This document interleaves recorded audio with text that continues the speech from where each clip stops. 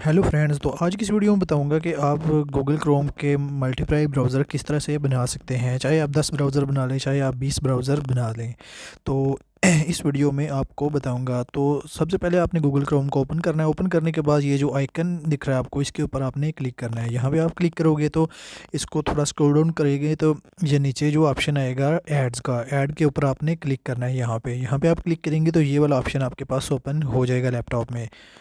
बाद आपने यहाँ पे जो ब्राउज़र का जो भी नेम रखना चाहते हैं, कोई भी जो भी नेम आपने रखना है वो आपने यहाँ पे टाइप कर लेना है।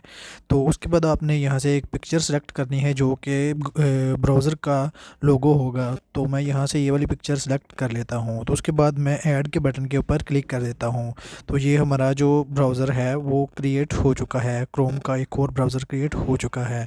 तो ये देखिए, इसके बाद ये वाला ऑप्शन आएगा। यहाँ पे आपने कुछ भी अगर ऐड करना है फेवरेट तो वो ऐड कर सकते हैं। मैंने यूट्यूब का ऐड कर दी। यहाँ से आप बैकग्राउंड इमेज लगा सकते हैं, और इसको भी अगर आपने नहीं लगाना तो आप ना लगाएं, अगर लगाना है तो लगा लें। तो मैं फ़िलहाल नेक्स्ट करता हूँ। नेक्स्ट करने के बाद ये वाला ऑप्शन है नो थैंक्स के ऊपर क्लिक करता हूँ। तो ये हमारा जो क्रोम का जो ब्राउज़र है मल्टीप्लाई वो बन चुका है। ये बहुत हल्का फुल्का चलता है।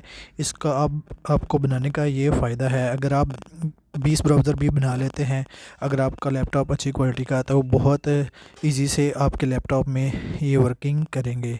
तो वैसे आपको अलग अलग ब्राउज़र करने पड़ते हैं, जैसे यांडेक्स, ओपेरा मिनी, इस तरह के सफारी, सारे ब्राउज़र आपको करने पड़ते हैं। तो यहाँ पे आप क्रोम के ही सारे ब्राउज़र जो है ऐड कर सकते हैं। और इनका फ़ायदा ये है कि ये अलग अलग ब्राउज़र होते हैं, ये टैब्स नहीं होते।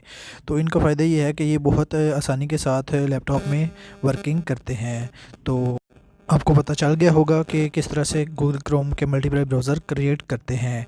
तो हमारे चैनल को भी सब्सक्राइब लाजमी कीजिएगा।